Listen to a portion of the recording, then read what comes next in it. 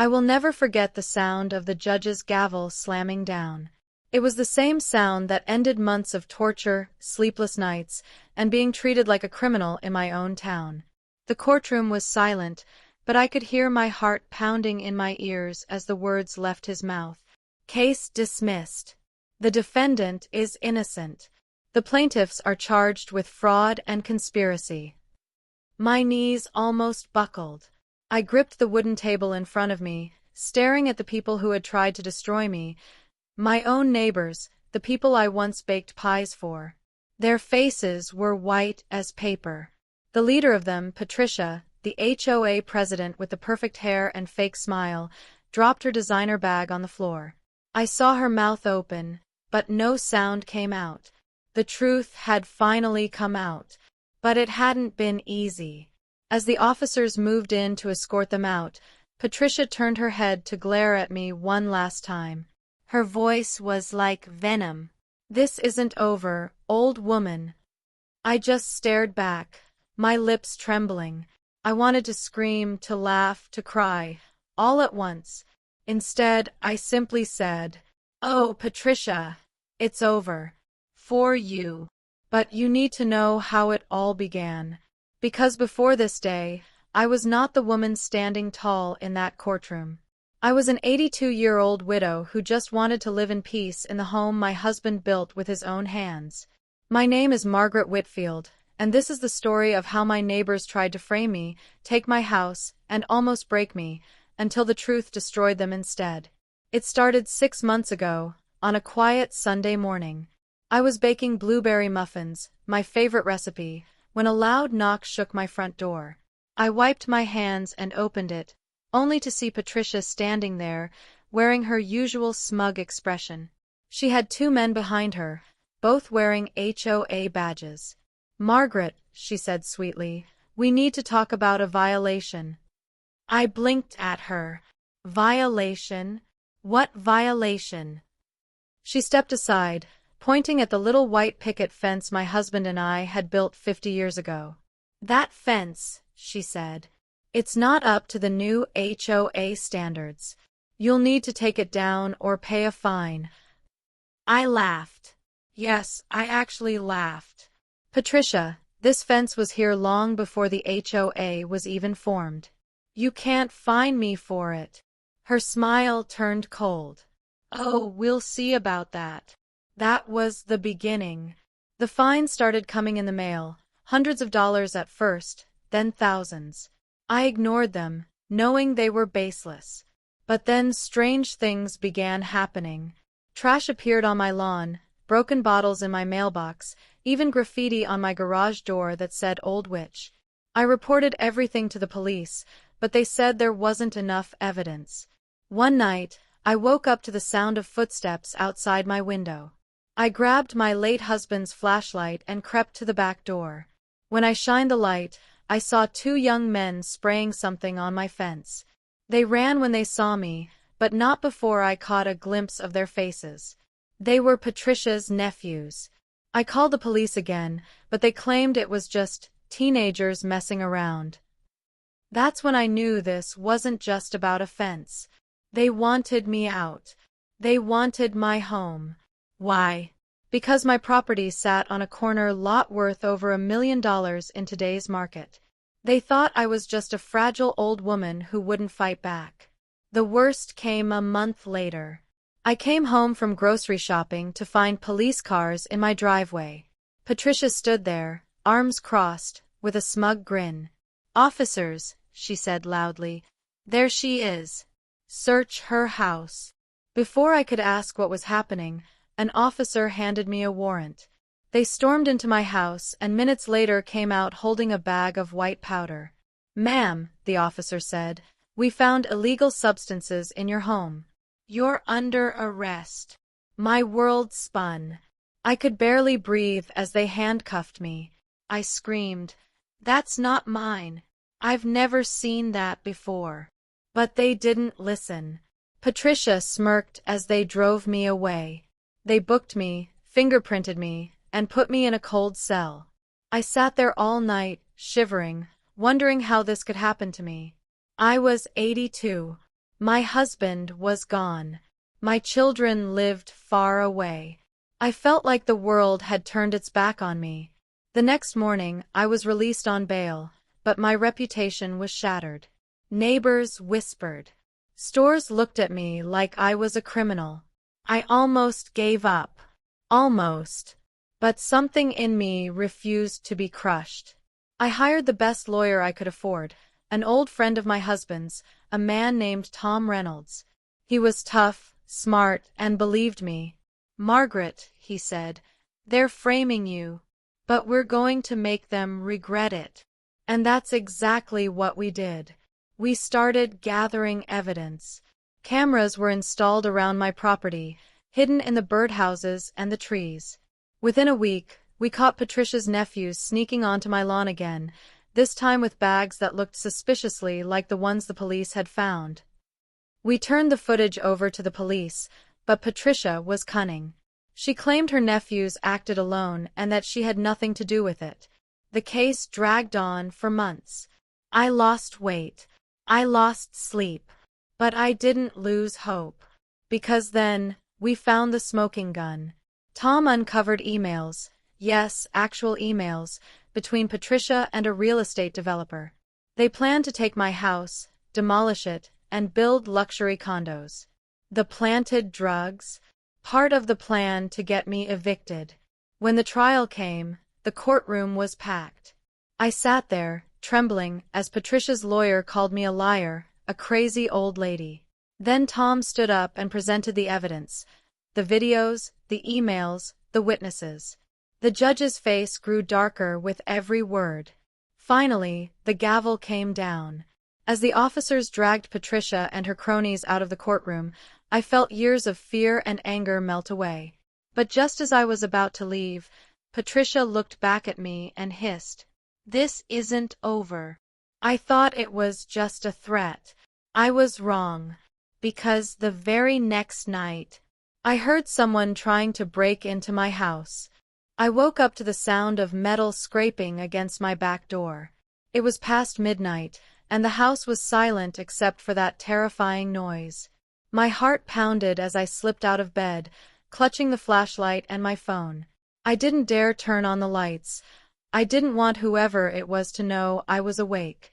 I crept toward the kitchen, my bare feet making no sound on the wooden floor. The scraping got louder. I could see the doorknob shaking ever so slightly. My hands trembled as I dialed 911, whispering to the operator, "Someone's trying to break into my house. Please hurry." While I waited, I positioned myself behind the kitchen counter, holding my breath. Then, crack! The lock gave way, and the door swung open slowly. A figure stepped inside, wearing all black and a ski mask. My breath caught. The person moved with precision, as if they knew exactly where they were going. They didn't notice me. Not yet. I reached into the drawer where I kept my late husband's old baseball bat. Slowly, quietly, I wrapped my hands around it. Just as the intruder reached the living room, I stood up and shouted, "Get out of my house!" The figure froze, startled. Then they lunged at me. I swung the bat with all my strength. It hit their shoulder, and they yelped, stumbling back. At that moment, flashing blue lights filled the windows. The intruder bolted out the door, disappearing into the night just as the police rushed in. The officers searched the area but found no one. One of them, a young man named Officer Daniels, promised they'd patrol my street for the next few nights. "Whoever it was," he said, "they're bold. You need to be careful." I knew in my gut who had sent them. Patricia was behind bars, but she still had people outside willing to do her dirty work. The next morning, I found a note taped to my fence. The handwriting was messy, almost illegible, but the words sent chills down my spine. "Leave the house or next time we won't miss." I took it straight to Tom. He looked at me, his jaw clenched. "They're desperate, Margaret. Desperate people make mistakes. We'll use this."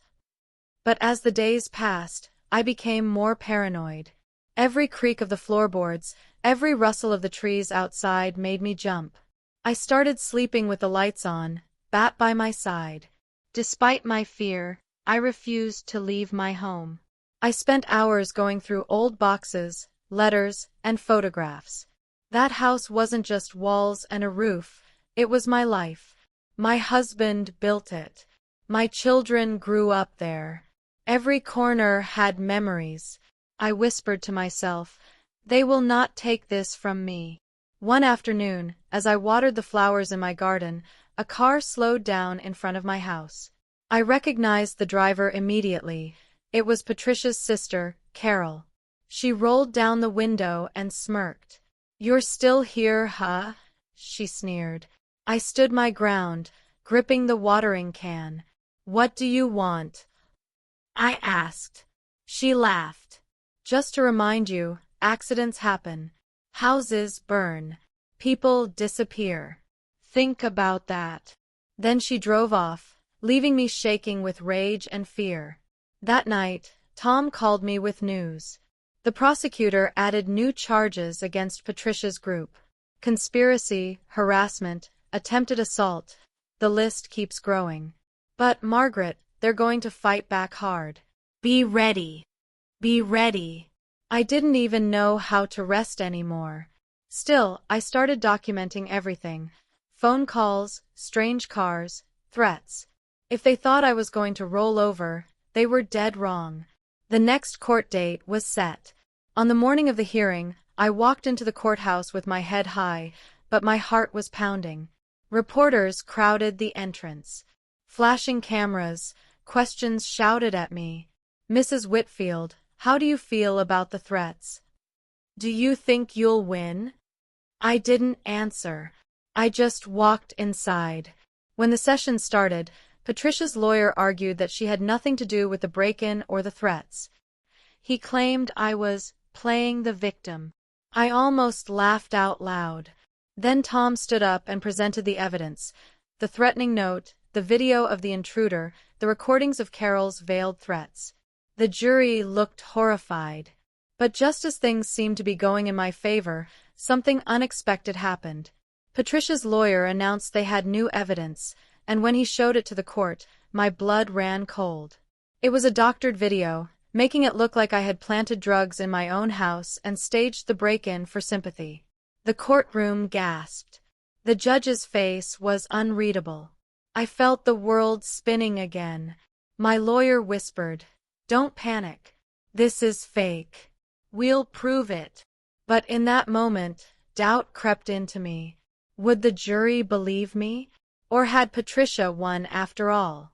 The judge adjourned the session until the next day to review the evidence.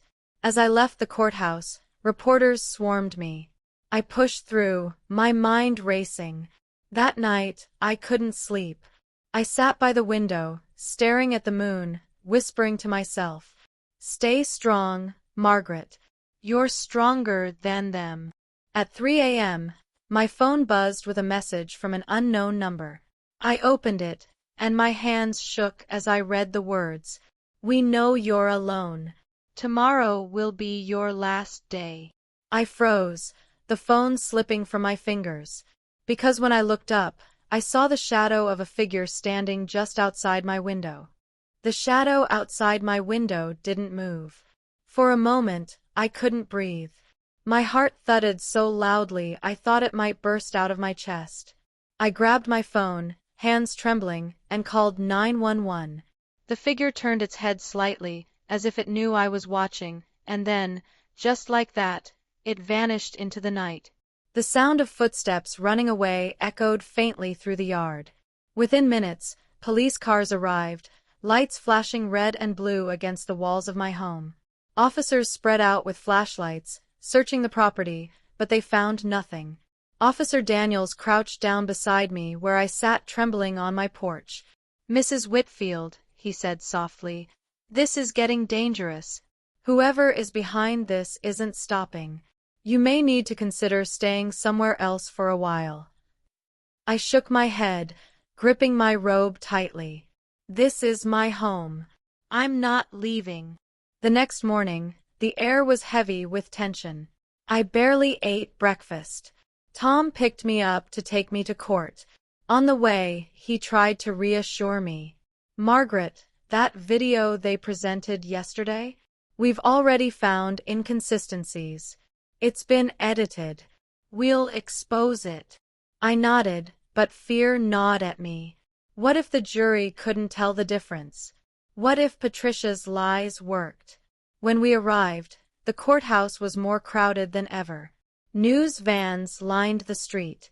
Reporters shouted questions as we walked in, their microphones nearly hitting my face. The trial resumed, and Patricia sat there in her orange jumpsuit, smirking at me as if she had already won. Her lawyer confidently replayed the fake video, making sure everyone in the courtroom saw it.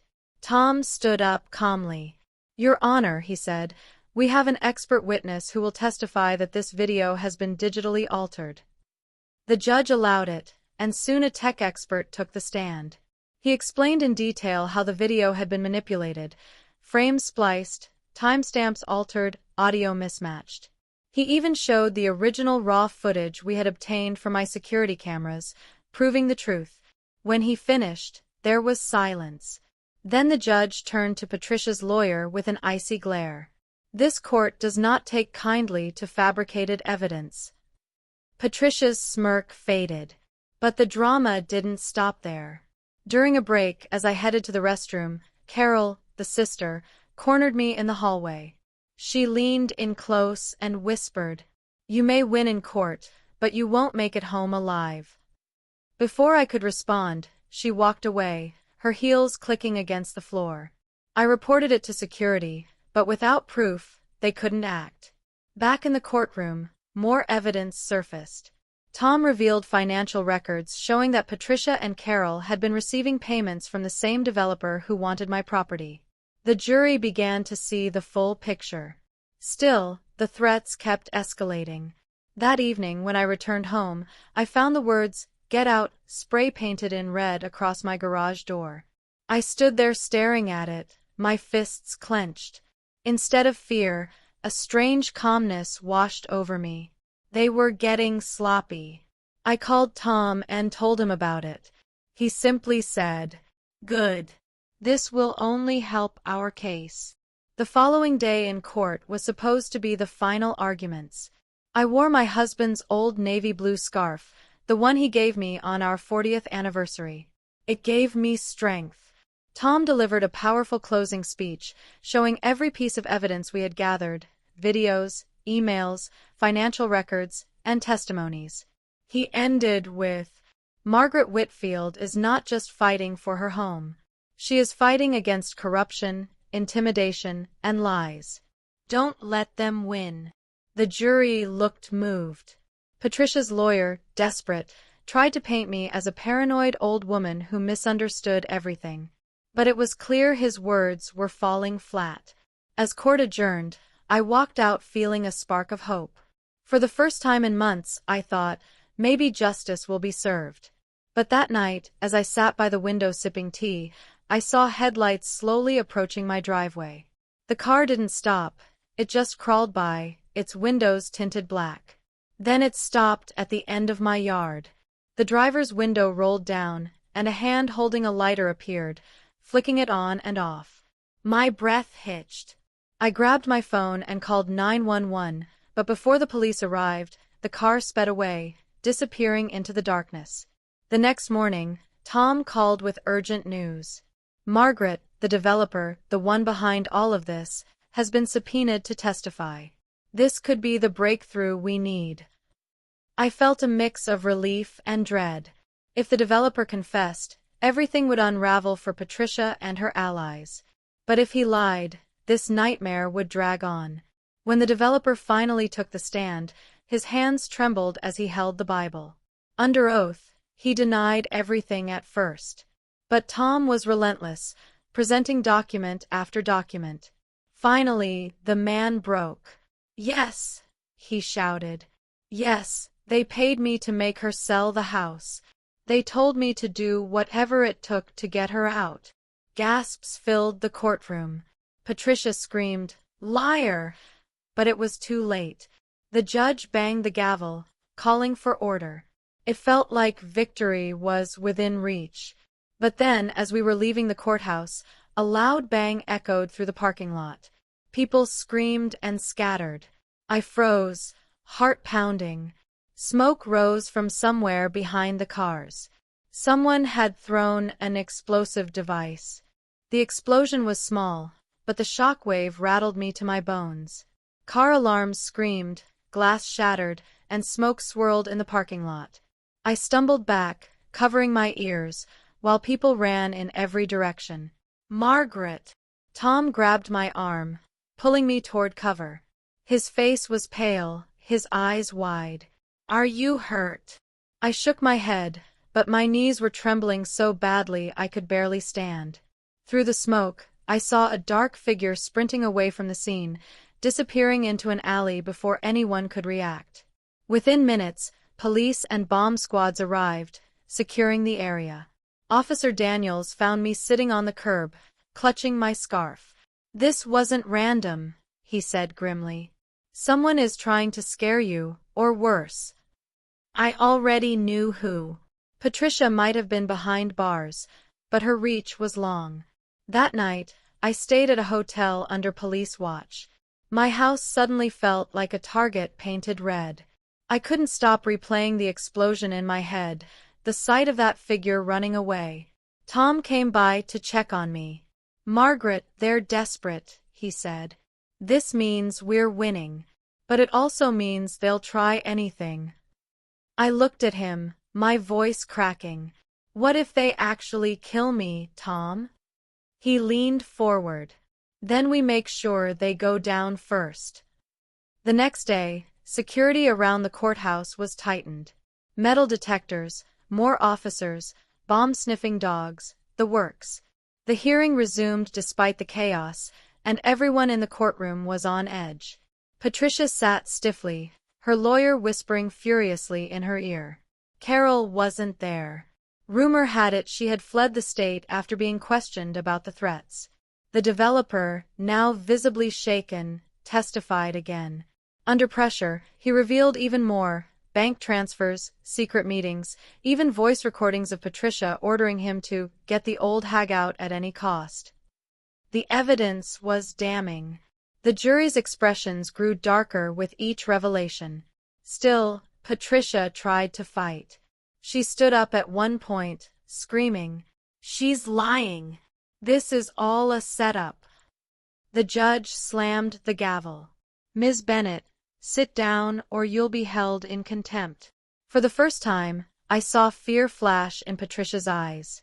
After court, I returned to my home under police escort. The red graffiti was gone, the garage door repainted by some kind-hearted neighbors who believed in me. For a moment, I felt peace, until I noticed something strange. The flowers by my porch were wilted, brown and dead. I knelt down, touching the soil. It smelled bitter, chemical. Someone had poisoned them. Anger boiled in my chest. They weren't just threatening me, they were mocking me, trying to break my spirit. I stood up, my fists clenched. They'll have to do better than that. The final day of trial was approaching, and tension in town was sky-high. The local news covered every detail, calling it the Whitfield case. Strangers stopped me on the street to say they were rooting for me. Others whispered behind my back, still believing the lies. The night before the verdict, I sat by my window, sipping tea, thinking of my late husband. "John," I whispered, "if you were here, you'd tell me to fight." "I'm fighting, love. I'm fighting for us." Just as I set my cup down, my phone buzzed. It was another message from that unknown number. "You won't live to hear the verdict." I stared at the screen, my hands shaking. Before I could react, a rock smashed through my window, landing on the floor with a thud. Attached to it was another note. It read, "Tonight." I grabbed the phone and called 911. Police arrived within minutes, searching the area, but as always, the culprits had vanished. That night, I didn't sleep. I sat with the lights on, the bat by my side, and the doors barricaded. Every creak, Every gust of wind made me jump. At 2 a.m., I heard something, a faint scratching sound at the back door. I crept closer, heart racing, gripping the bat. The scratching grew louder. Then, suddenly, it stopped. I took a deep breath and yanked the door open, bat raised. Nothing. Just the cold night air. But as I stepped outside, I noticed footprints in the dirt, fresh, leading away from my house. They were watching me. By the time the sun rose, I was exhausted but determined. I put on my scarf, my best coat, and told myself, "Today, Margaret, you win." The courthouse was packed. The judge entered, the jury filed in, and the room fell silent. My heart pounded as the foreman stood up to deliver the verdict. But before he could speak, the doors at the back slammed open. A man in black burst in, shouting, "She's not going to make it out of here alive." Gasps erupted. Officers tackled him to the ground, but in the chaos, Patricia stood up, screaming, "You fools! You'll never take this from me." The judge shouted for order, banging the gavel, but the courtroom was in uproar. I clutched Tom's arm, my voice trembling. "What's happening?" He looked at me with fire in his eyes. "They're unraveling, Margaret.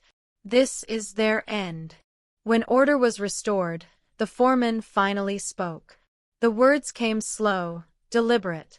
"We, the jury, find the defendants guilty on all counts." Cheers erupted. Tears streamed down my face. Patricia screamed as officers dragged her out, kicking and cursing. I thought it was over. But as we stepped outside, I saw a black car speeding toward us. The driver wasn't stopping. The black car roared toward us like a bullet.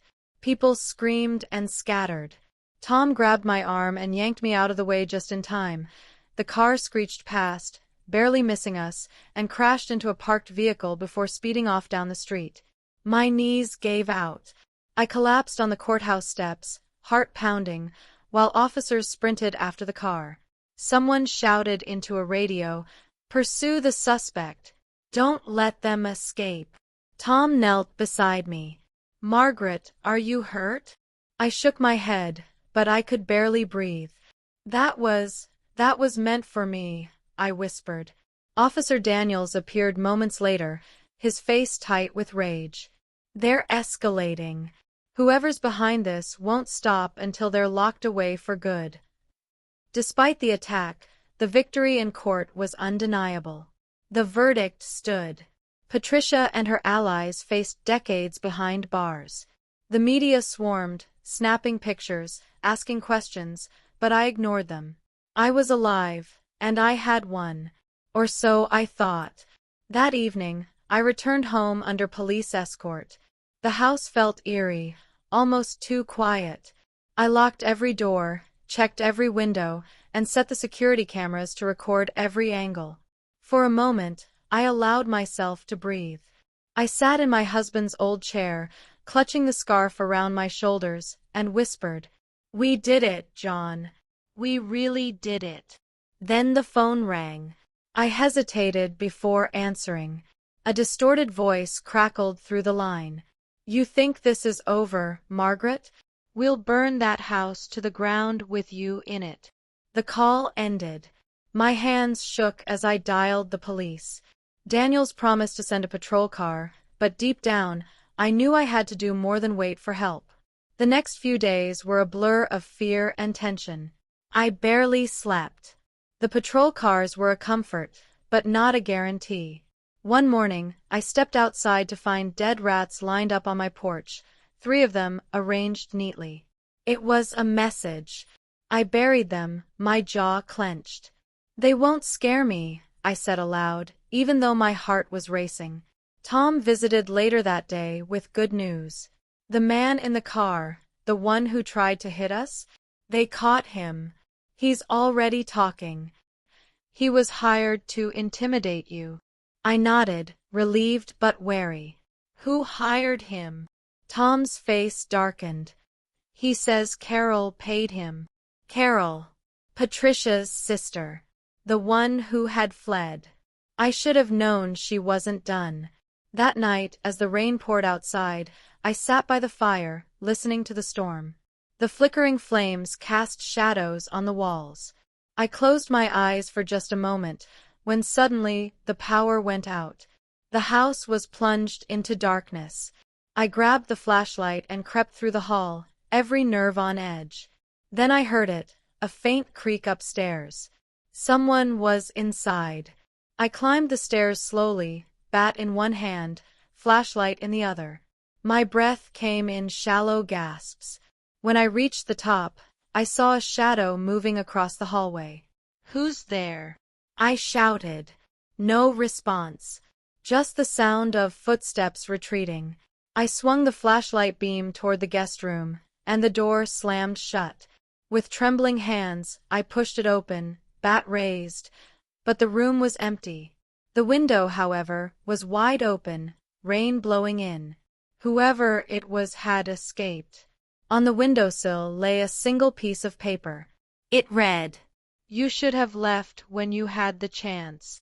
The next day, I showed the note to Daniels. "This is beyond harassment," he said. "We're issuing a warrant for Carol's arrest. She's the one orchestrating this now. But finding her wouldn't be easy. She was in hiding." Meanwhile, Tom advised me to stay somewhere safe. "I know you love this house, Margaret," he said, "but they're targeting you here. You need to think about your safety." I shook my head. This house is all I have left. I'm not running. Later that evening, as I sat in my kitchen sipping tea, I noticed movement on the security camera monitor. A figure in black appeared near the backyard fence, crouching low. I grabbed my phone to call Daniels, but before I could dial, the screen went dark. The power was cut again. My heart thudded in my chest. I reached for the bat and crept to the back door. Lightning flashed, illuminating the yard. The figure was inside the gate now, walking slowly toward the house. Thunder boomed. Rain poured harder. I stood my ground, bat raised, whispering, "Come on, then." The figure stopped just a few feet from the door, staring at me through the glass. I couldn't see their face, but I felt their malice. Then they pulled something from their coat, a canister. Gasoline. I froze in horror as they splashed it along the porch. "No," I breathed, fumbling for my phone. It was dead. The intruder struck a match. Before they could light it, a siren wailed in the distance. Red and blue lights cut through the storm. The figure cursed, dropping the match, and fled into the night. Police swarmed the property moments later. Daniels himself was there, soaked to the bone. "They almost got you, Margaret," he said. "But we'll catch them.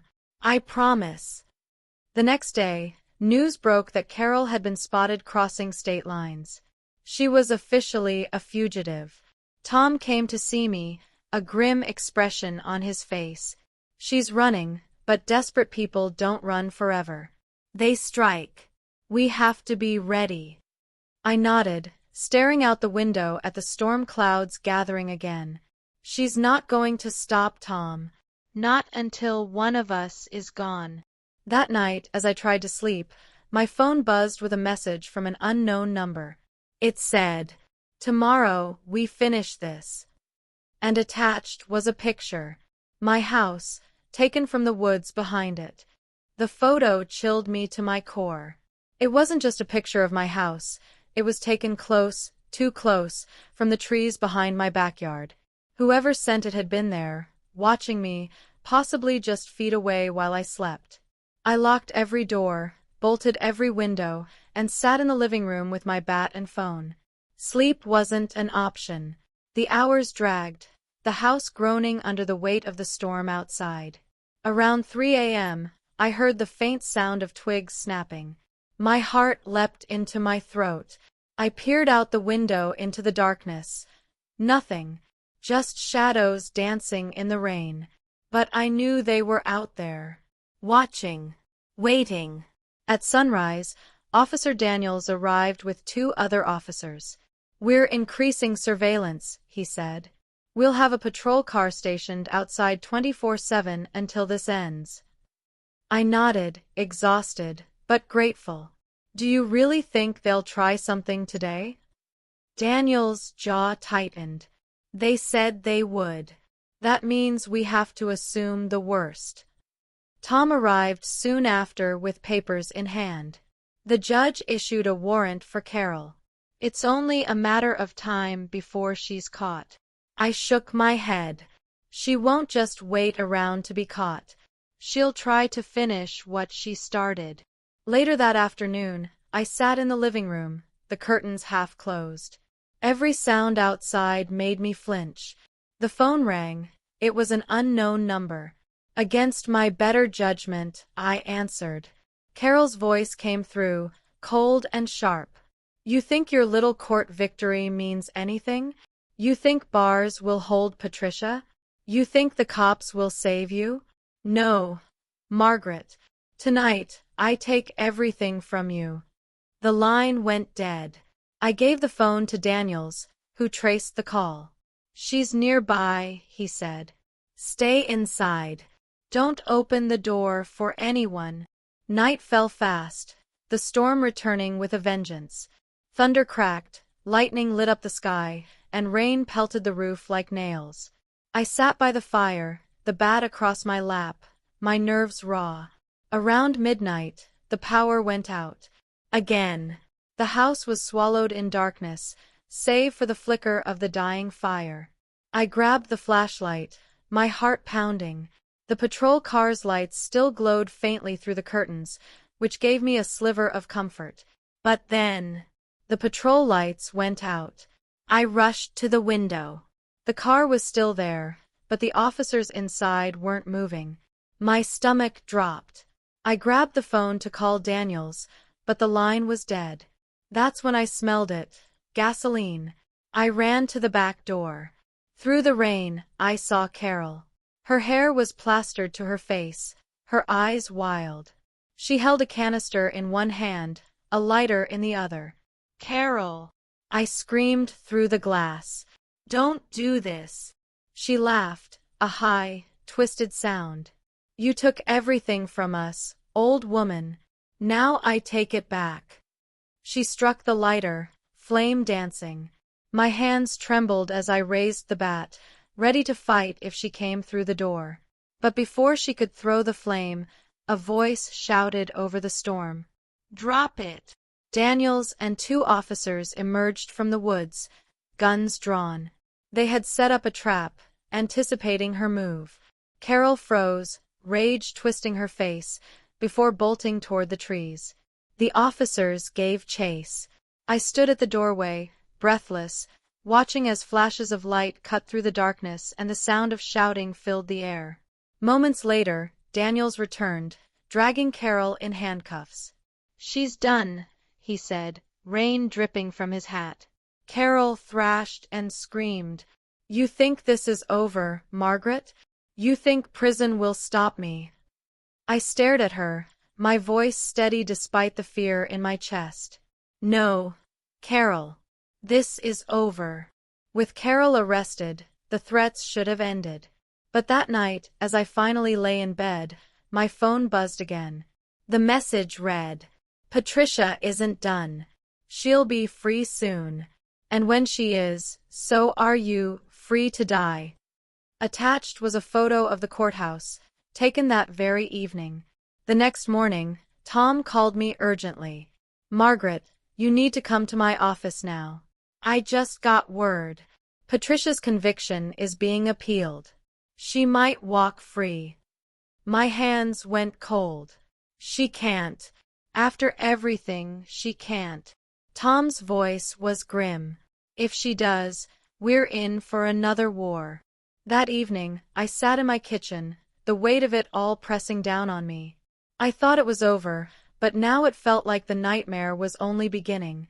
And then, just as I was about to pour myself tea, I heard a knock on the door. Not a knock, 3 slow, deliberate bangs. I froze. The patrol car outside was gone.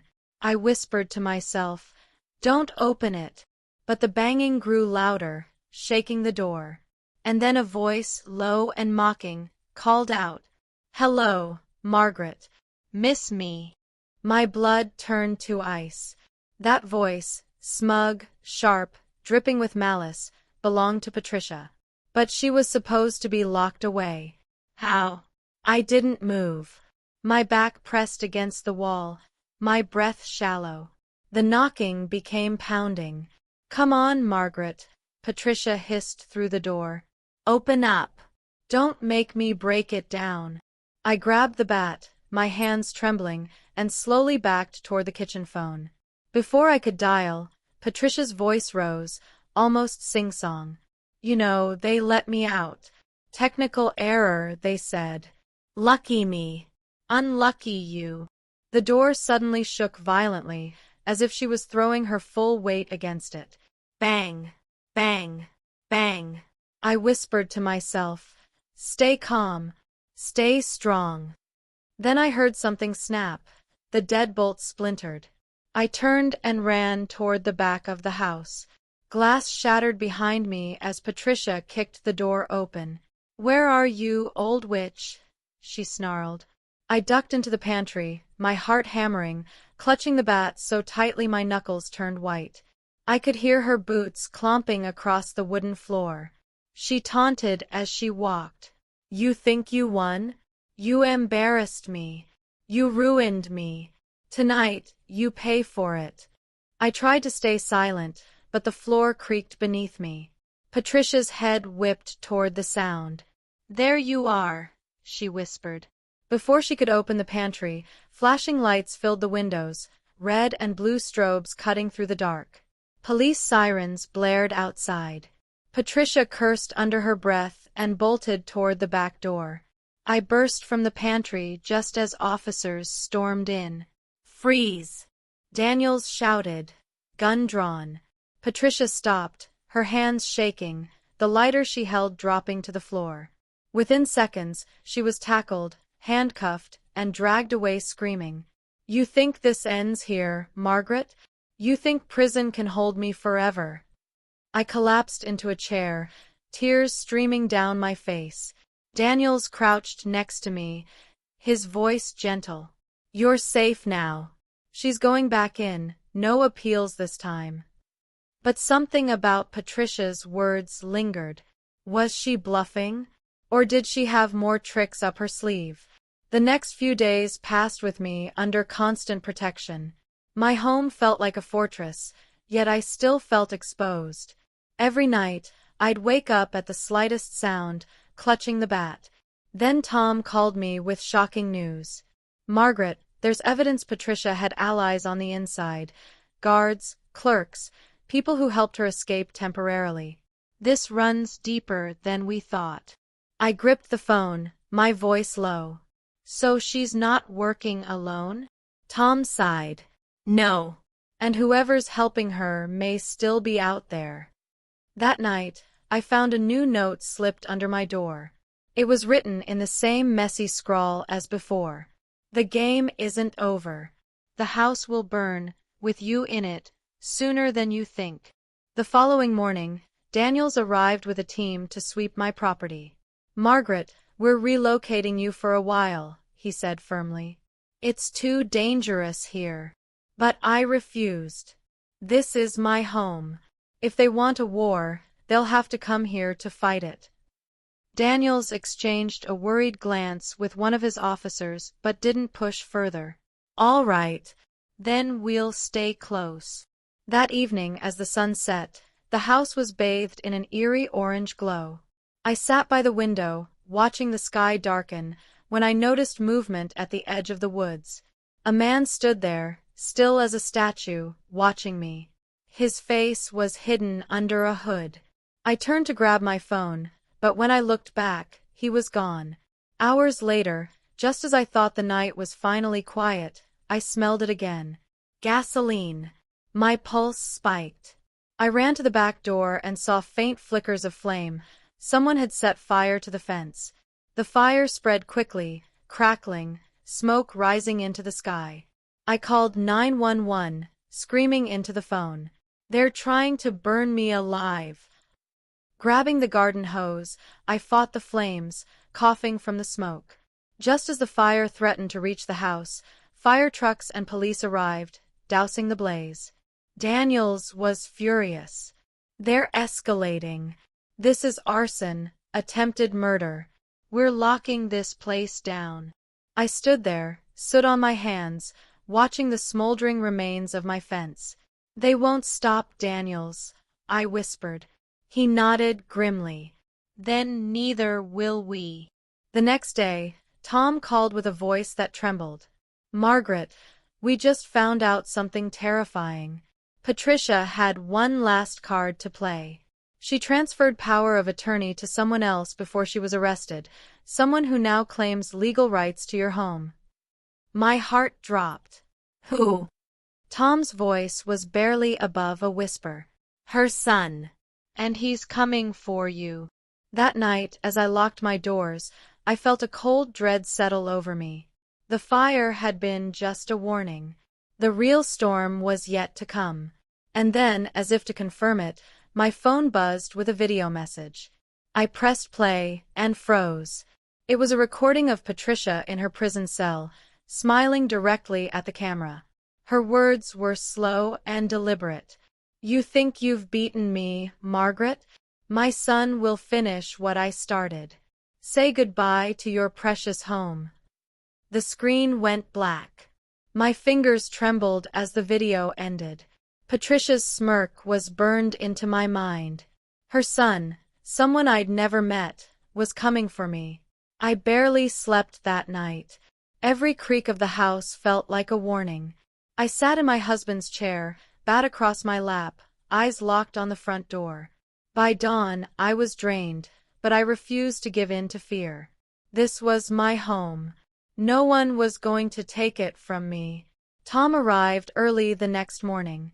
He looked grim, holding a folder thick with documents. Margaret, this man's name is Ryan Bennett, Patricia's only child. He's 35, a former real estate broker. He has money, connections, and a history of intimidation cases that were dropped because witnesses disappeared. I swallowed hard. So he's worse than Patricia? Tom nodded slowly. Yes. And he just filed a claim in court saying he has the right to seize your property because of a forged power of attorney Patricia signed. I slammed my hand on the table. That's ridiculous. That house is mine. Tom leaned forward. We'll fight it, Margaret. But be ready, he won't just rely on the courts. He'll try to scare you. That evening, as the sun dipped below the trees, a sleek black SUV pulled up slowly in front of my house. The window rolled down. A man with dark sunglasses and a sharp jawline stared at me. Even from the porch, I could feel the chill in his gaze. He didn't say a word. He just smiled, lifted his phone, and took a picture of me. Then the SUV rolled away. I called Daniels immediately. He's here, I said, my voice shaking. We'll step up patrol, Daniels promised. Don't engage with him. Let us handle it. But Ryan didn't wait. That night, the nightmare began again. Around midnight, my security cameras caught movement. Ryan, pacing at the edge of my yard, just outside the police perimeter. He stood there for hours, staring at the house, hands in his pockets. When I woke up and checked the footage, chills ran down my spine. The next day, I found an envelope on my porch. No postage, no name, just a single sheet of paper inside. It read, "Sell the house to me, or the next fire won't be a warning." Tom urged me to stay somewhere else. Daniels insisted I go into protective custody. But I shook my head. This is my home. I won't run from him. The following night, the storm returned, wind howling through the trees. I sat by the window, watching for movement. At 2 a.m., headlights appeared in the driveway. The SUV. Ryan stepped out, holding a gas can. I called 911, whispering into the phone, but the operator said it would take minutes for officers to arrive. I didn't have minutes. I turned on all the floodlights outside, blinding him. "Get off my property!" I shouted through the door, bat in hand. Ryan laughed, a low, cold sound. "This won't end well for you, old lady," he said, then smashed the gas can against the porch. Gasoline splashed everywhere. Before he could light it, sirens wailed in the distance. Ryan bolted back into the SUV and sped away. The police arrived seconds later, but he was gone. Daniels cursed under his breath. "He's escalating faster than we thought." The next morning, Tom filed an emergency restraining order. But we both knew Ryan wouldn't care. Days passed in tense silence. Patrol cars circled constantly. I barely left the house. Then, one evening, Daniels called. "We found Ryan's SUV abandoned outside town. No sign of him. He's hiding, Margaret. Be careful." As I hung up, I heard a faint creak upstairs. My blood froze. I grabbed the bat and climbed the stairs slowly, my breath shallow. The hallway was dark, shadows stretching along the walls. I heard it again. Footsteps. When I reached my bedroom, the door was ajar. I pushed it open and gasped. On my bed lay a single Polaroid picture. It was me, sleeping. My knees almost gave out. He had been inside my house. I ran downstairs, calling Daniels, my voice breaking. "He's been here. He's been inside while I was sleeping." Daniels promised to send units immediately. "Stay on the line, Margaret. Lock yourself in a room until we get there."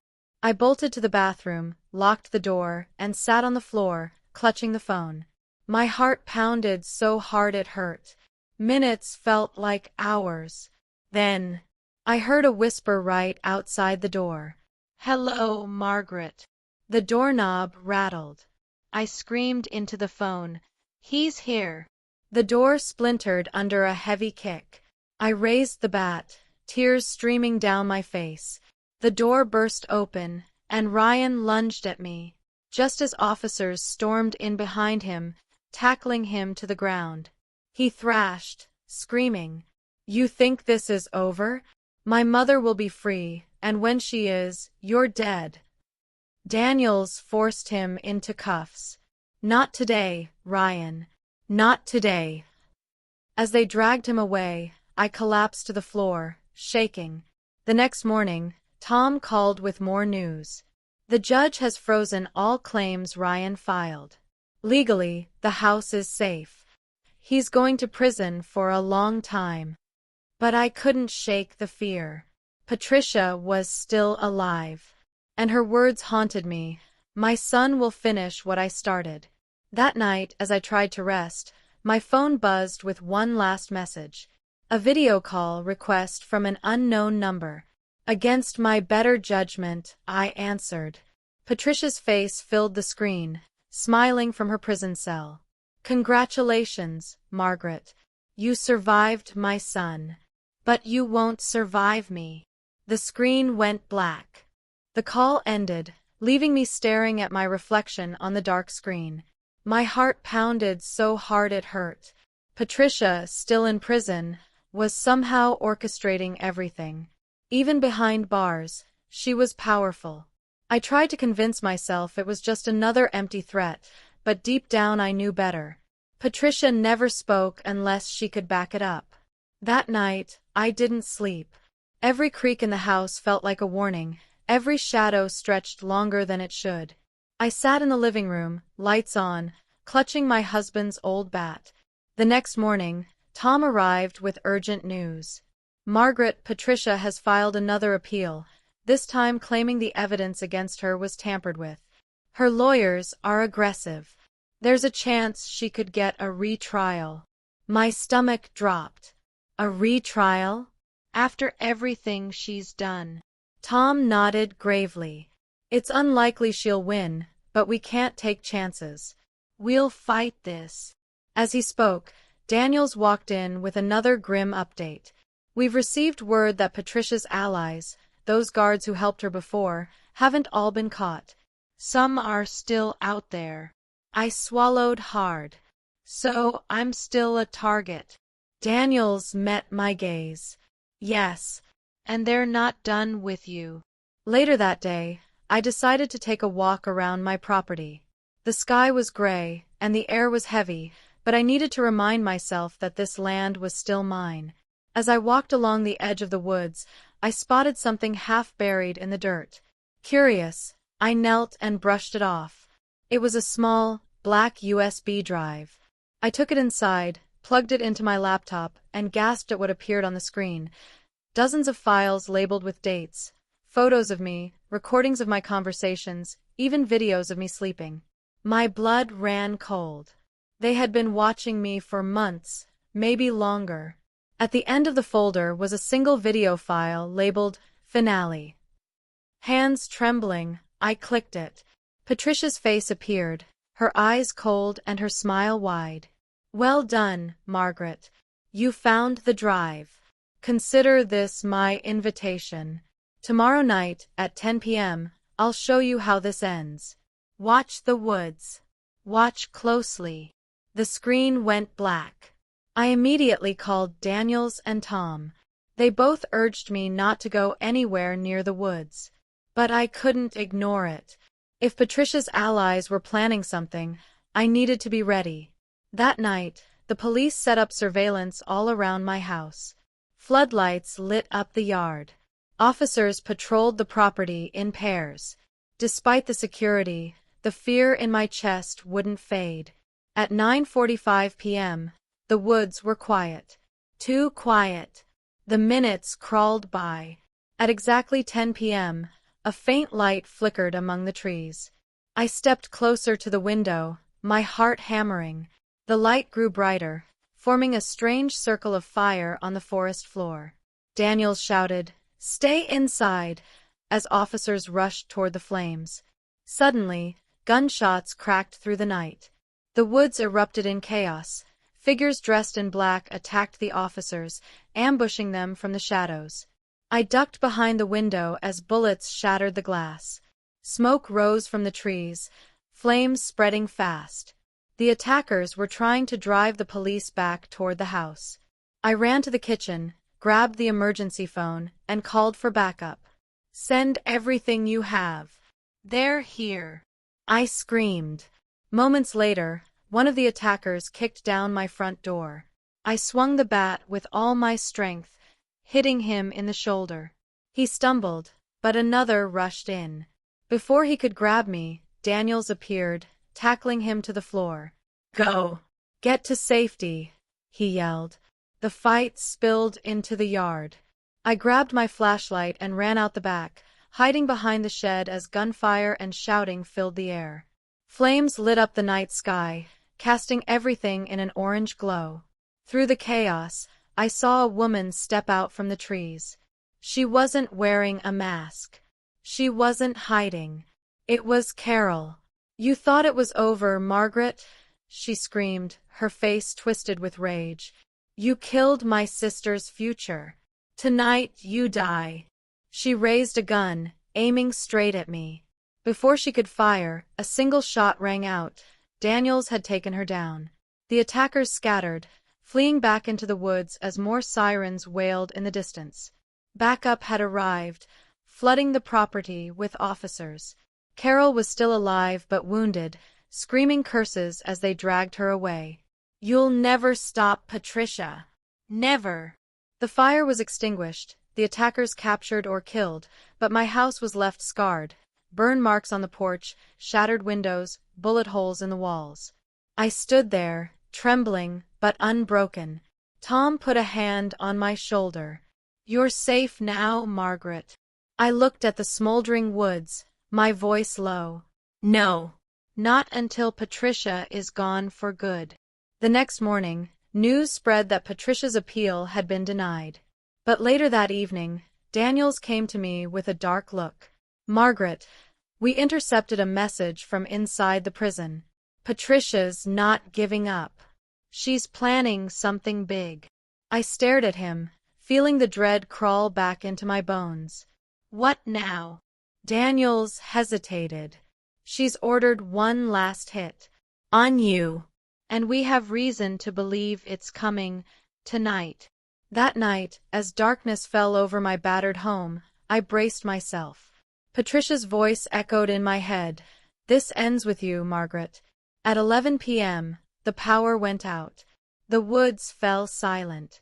And then, slowly, figures began to emerge from the shadows, circling the house. I gripped the bat, my breath steady. If this is how it ends, I whispered, I'll go down fighting. The first window shattered. The door shook.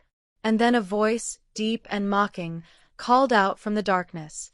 Time's up, Grandma. The voice sent shivers through my bones. I stood frozen in the center of my living room, clutching the bat so tightly my knuckles turned white. The shadows outside shifted. 3, maybe 4 figures surrounding the house. The patrol car wasn't there this time. Patricia had planned it perfectly. The first blow hit the front door.